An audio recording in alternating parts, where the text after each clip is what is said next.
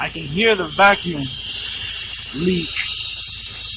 I checked all of these. I pulled them and there was really no change in the sound, but you can hear that loud sound.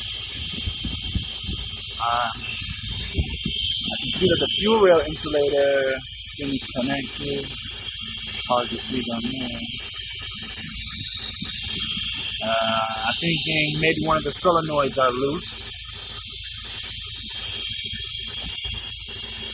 And where this vacuum could be coming from.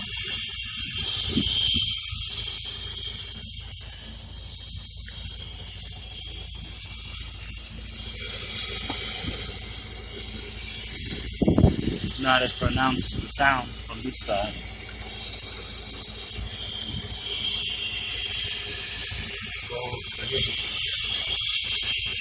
And I'm assuming the air pump should be off and the car is well warm.